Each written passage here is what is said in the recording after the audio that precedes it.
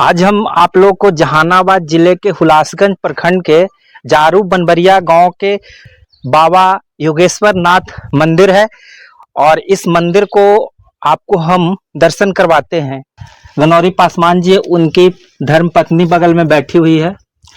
उन्होंने दो गांवों को एक साथ जोड़ा, एक बनबरिया और दूसरा जारू, दोनों साइड 400 मतलब सीढ़ी का निर्माण करके योगेश्वर नाथ मंदिर में आने के लिए भक्तगणों के लिए आसान कर दिया। देखिए जारू बनबरिया जो पहाड़ है उसमें गनौरी पासवान के द्वारा एक इधर सीढ़ी का निर्माण किया गया है जो 400 सीढ़ी है जो जारू गांव में जाती है ये साइड, और ये जो यहाँ पर निर्माण किया गया है जो बनबरिया गांव में इस साइड जाती है। बड़ी पुराने जमाने के ये हैं। राजा बलि ने इनको स्थापना की ही।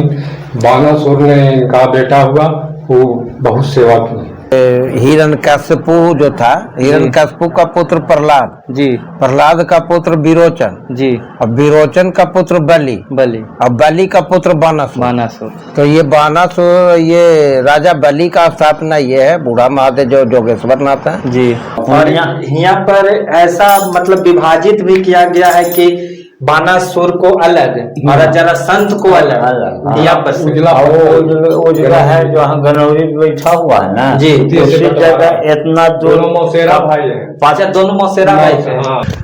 तो इस दीवार से पश्चिम साइड में जो है बानासुर का इलाका था और इस दीवार से पूरब साइड में जरासंध का इलाका था। तो जरासंध का इलाका में जो पत्थर है आप देख सकते हैं ब्लैक है, ब्लैक स्टोन है। आज हम आप लोग को जहानाबाद जिले के हुलासगंज प्रखंड के जारू बनबरिया गांव के निकट एक अद्भुत सी जगह है, नीक जगह है। इसमें इसी पहाड़ पर, बगल में एक पहाड़ है, इस पहाड़ पर बाबा योगेश्वर नाथ मंदिर है और इस मंदिर को आपको हम दर्शन करवाते हैं। और सबसे बड़ी जो ये मंदिर जो निर्माण किया गया है राजा बलि के द्वारा बनाया गया है जो बानासुर के पिता थे। तो चलिए आपको दिखाते हैं। पहले ये जो योगेश्वर नाथ मंदिर जो है, जिन्हें अकबरिया बाबा के नाम से भी जाना जाता है, उनको जाने के लिए कठिन रास्ता था, सीढ़ी नहीं था। योगेश्वर नाथ का मंदिर है इस पहाड़ पर। इस पहाड़ पर आने के लिए भक्तगणों के लिए बहुत परेशानी होती थी।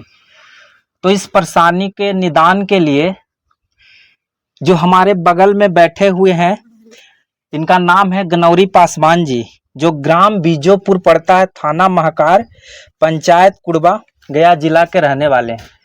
इन्होंने दशरथ मान जी को आदर्श मानकर इन्होंने जो पहाड़ की ऊंचाई थी लगभग 1500 फीट थी, उसको इन्होंने अपने छेनी हथौड़ी के दम पर, बगल में हैं गनौरी पासवान जी, उनकी धर्म पत्नी बगल में बैठी हुई है, उन्होंने दो गांवों को एक साथ जोड़ा, एक बनबरिया और दूसरा जारू, दोनों साइड 400 मतलब सीढ़ी का निर्माण करके योगेश्वर नाथ मंदिर में आने के लिए भक्तगणों के लिए आसान कर दिया। तो हम चाहेंगे कि गनौरी पासवान जी, आपको हम बहुत आभार प्रकट करते हैं क्योंकि हम लोग को आने के लिए आप रास्ता बनाए। तो आपकी ये जुनून, ये विचार, जो सनातन के प्रति लगाव, आप कितना कष्ट इतने धूप में भी सहते हैं, और एक कब से जी आप कर रहे थे ये काम, कैसे आपके अंदर आया ये भावना?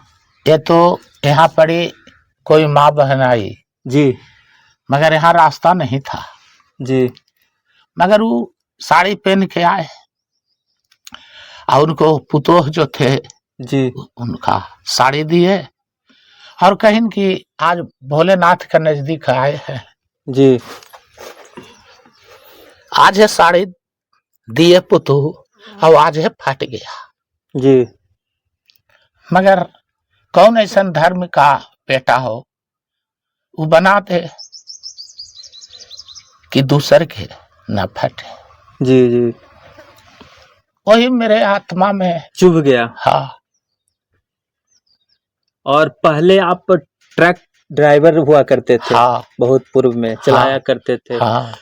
तो उसके बाद आपने ये चीज देखकर आपका दिल द्रवित हुआ और बनाने लगे, तो उसमें तो बहुत कठिनाइयां आई होगी। बहुत सा ऐसा आया जो कि पहाड़, कोई कहते हैं कि पहाड़ फोड़ित है, तो हम तो पहाड़ फोड़ते थे, मगर लोगों का कितना का अच्छा भी लगा, कितना का दर्द भी लगा। हाँ। कितना का लगा कि पार लगेगा से तू इसमें फंस गया लंगड़ा। जैसे हम लोग पढ़ते थे कि मानव जब जोड़ लगाता है पत्थर पानी हाँ। बन जाता है। हाँ। तो ये तो हम केवल पढ़े थे, लेकिन आपसे जान गए कि सचमुच में पानी बन जाता है। जी। क्योंकि 1500 फीट एक अद्भुत चीज को तोड़ते रहना, कितने सालों तोड़े? ये 2014 से 2024 में पूरा किए। पूरा करे। हाँ। और 93 में धर्मशाला बनाए। पहले अपने पेट के लिए ड्राइवर काम करते थे, ट्रक चलाते थे, तो उसमें जब छोड़े उसका छेनी हथौड़ी धर के बाबा के भक्ति में लीन हुए, तो आपके धर्म पत्नी कुछ बोलती नहीं थी? नहीं। बगल में ही बैठी हैं। जी नहीं। ये और सहयोग किए आप? हाँ। अगर जो ही नहीं होता तो बनता नहीं। क्योंकि सबसे बड़ा चीज जब गृह जीवन में आदमी जाता हाँ। है तो उसमें पत्नी का अहम रोल होता है। हाँ। अगर आप काम नहीं कीजिएगा तब बच्चा है, हाँ। पढ़ने के लिए उसको दिक्कत हो रहा हाँ। है, पेट पालने के लिए है। ये मेरा बच्चा है, इसमें दोनों आंख से विकलांग है। अच्छा। ये देखा जाए, दिखाइए, देखिए, ये दोनों आंख से दिव्यांग है बच्चा। हाँ। ये आप ही का बच्चा है? हाँ, दोनों जुड़वा है। अच्छा। 2 किलो गिट्टी से ढोते ढोते आज पूरा पहाड़ बना दिया। अच्छा, माने पूरे परिवार मिल के हाँ। इसमें काम किए हैं। हम लोग बाबा के प्रति इतना भक्ति आ गया था। बाले बच्चे। अगर आप इनको देखा जाए, देखिए आप पेपर कटिंग में है, माउंटेन मैन, आस्था की राह में पहाड़ चीर कर रास्ता बना रहे गनौरी, पत्नी भी बटा रही थी हाथ, ये है। और इनका सर्वोच्च शिखर से सम्मानित किया गया है। और देखिए सर्वोच्च शिखर सम्मानित इनको है। मतलब ये कह सकते हैं कि हम लोग जैसे पढ़ते हैं तो सर्टिफिकेट का ढेरी लग जाता है, और इनका जो पूरा आप देख सकते हैं किस तरह से इनको सब सम्मानित किया गया है। हर जगह कौन कौन इनको दिए सम्मान, सब अपने बायोडाटा एक तरह से बनाए हुए हैं, फाइल बनाए हुए हैं। तो इनका जीवन का यही पूरा अनोखा रहस्य रहा है। इसमें देखिए साइकिल से ही आते थे, इनका लगा हुआ है सब, अकेले ही पहाड़ काटकर शिव मंदिर तक बना दी 400 सीढ़ियां इसमें भी है पूरा। तो इन्होंने सब रखे हुए हैं। जारू बनबरिया पर्वत पर योगेश्वर नाथ मंदिर है, उसमें इनको योगेश्वर नाथ मंदिर में शिवलिंग है, बहुत ही इनका जो सर्कल है बहुत बड़ा है। और इनको अकबरिया बाबा भी मगध में कहते हैं, और बुढ़वा महादेव, क्योंकि बहुत पुराना है और राजा बलि के द्वारा बनाया गया है। और हमारे बगल में इस शिवलिंग के पुजारी हैं, और उनके बगल में ही सलेमपुर ग्राम है, उनके निवासी हैं। मैं चाहूंगा कि दोनों से इस शिवलिंग की जो महत्व है, महत्वाकांक्षा है, ये बताएंगे हमारे पुजारी जी। एक कब से, और इसका जो इतना बड़ा स्ट्रक्चर है, ऐसा कहा जाता है कि भर अखबार जो पकड़ लेते हैं उनका ये मन्नत पूरा कर देते हैं। पूरा कर दे। बड़ी पुराने जमाने के ये हैं। राजा बलि ने इनको स्थापना की। बानासुर ने इनका बेटा हुआ, वो बहुत सेवा की, तो प्रकट हो गए। प्रकट होकर के उनको 100 हाथ दिए जी भोलेनाथ, और 100 हाथ से पूरा दुनिया को एकदम मार पछाड़ने लगा। सब देवतन भागने लगे इधर से उधर। तब बाबा को कहेंगे कि कौन वर दे दीजिए कि हमको सभी रहता तो नहीं है, इनके ऐसा कर रहा है। तो नारद बाबा एक बार मिल गए, कहेंगे लड़ो तो हमको कितना काबू है। अरे हम क्या लड़ेंगे, तुम्हारा जो वर दिए हैं भोलेनाथ उससे जाकर लड़िए। और उनके पास में एक स्त्री है, उनको ले जाइए जी। हम क्या करें, हम लड़ेंगे, लड़के क्या करेंगे। बाबा का तो छुटकारा हुआ, वहाँ से आया बाबा से लड़ने के लिए। कहें कि हम लड़ने के लिए आए हैं, हमको हमसे लड़िए, कहें कि हम नहीं लड़ पाएंगे। जोड़ा तो दीजिए। वरदान हम दे चुके हैं, एक हाथ के ध्वजा निकाल करके वो दे दिए दानव को, कहें कि अपने किले पर कर देना, और जहना ही टूट के झंडा गिर जाएगा तहना लड़वैया आके सारी कसर मिटा देगा। उसी दिन से इनको बुढ़वा महादेव पड़ गया नाम, कि हम तो बूढ़ा हो गए, नहीं लड़ पाएंगे तुमसे। और ऐसा जी बताया जाता है कि इसका क्या रहस्य है अकबरिया बाबा का? अकबरिया बाबा को जो अंगुली जिसको सटेगा उसी का महत्व मिलेगा, ना सटे वाला के तो जैसे हैं वैसे रहेंगे। माने व्यक्ति के इस पे डिपेंड नहीं करता कि उसका हाथ लंबा है या नहीं। हाँ जिसको पकड़ा गए, चाहे उसका हाथ छोटा ही क्यों ना हो, हाँ उसमें उनका सिद्धि मिलेगा, उनका जो मतलब बड़ा और छोटा हो या बड़ा हो, सबको कुछ न कुछ कमी नहीं जाता है। अच्छा, जैसे 6-7 फीट का आदमी जो है ना, तो उसका तो हाथ 2-4 इंच बड़ा है जी, लेकिन 2 इंच नाटकों के कमेंगे तो 6 फीटों के 2 इंच कमेंगे भाई है। तो ये अर्घा सो देखिए इस तरह का अर्घा नहीं देखने कहीं नहीं मिलता है, वो तो गैप बहुत 1 इंची का रहता है, लेकिन इनका जो ये जो नीचे से जो डिजाइन बनाया हुआ है, ये पुराने डिजाइन जैसे लग रहा है कि कमल आसन पर बैठे, इसीलिए कमल के रूप नारायण देखते हैं। तो जैसे नाग का फन बना हुआ है उनका, उसी पे विराजमान है, कमल के आसन में, और बड़ी स्वच्छ है और बहुत इनमें शक्ति है। यहाँ पर ऐसा मतलब विभाजित भी किया गया है कि बानासुर को अलग और जरासंध को अलग। यहाँ पर उजला है जो गनौरी बैठा हुआ है ना जी, उसी जगह इतना दूर मौसेरा भाई है, पांच दोनों मौसेरा भाई है, बानासुर और कोटरा देवी। बानासुर के माय के कोटरा जी, और माय के जरा देवी नाम, जरा दोनों बहन था, दोनों इनको सेवा किया। सबसे बड़ी विशेषता एक चीज और इस पर्वत पर हम दिखाते हैं कि किस तरह से बानासुर और जरासंध को मतलब डिवाइड किया गया है, बंटवारा किया गया है। जो आप ये पत्थर देख रहे हैं जो उजला है, कितना चमक है इस पत्थर में, आप देख सकते, देखिए ये पत्थर कितना व्हाइट है, उजला है। देखिए इस तरह से दीवार है उजले पत्थर का, व्हाइट स्टोन जिसको बोल सकते हैं, ये जो है व्हाइट स्टोन है।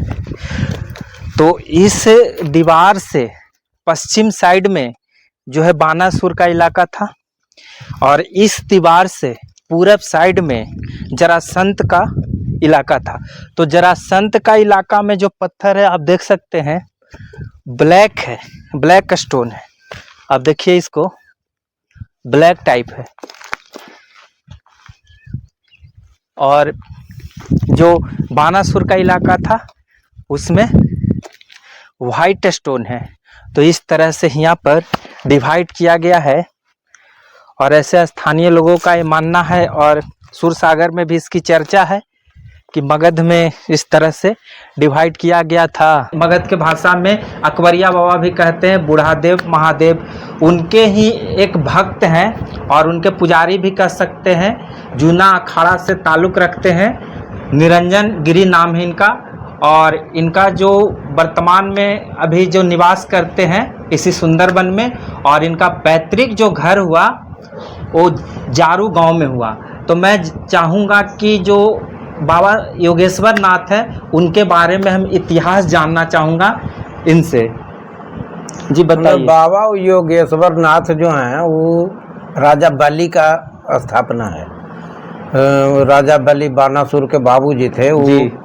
ये हिरण्यकश्यपु जो था, हिरण्यकश्यपु का पुत्र प्रहलाद जी, प्रहलाद का पुत्र विरोचन जी, और विरोचन का पुत्र बलि, और बलि का पुत्र बानासुर। तो ये बानासुर, ये राजा बलि का स्थापना ये है, बूढ़ा महादेव जो जोगेश्वर नाथ है जी, और उनका पुत्र जो हुआ बानासुर उसका स्थापना सिद्धेश्वर नाथ। और ये जो जगह है ये राजा बलि का ही मठ था।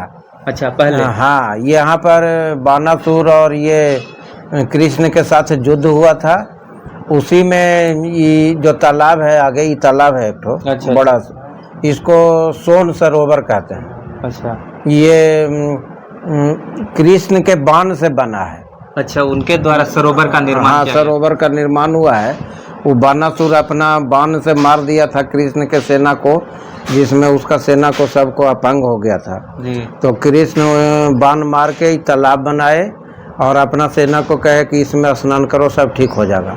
ऐसे भी पौराणिक कहा जाता है यहाँ पर कि जो लोग वो कुष्ठ रोग से जो पीड़ित है जी वो इस तालाब में स्नान करे, इस तालाब के मिट्टी का सेवन करे तो उसे वो ठीक हो जाता है।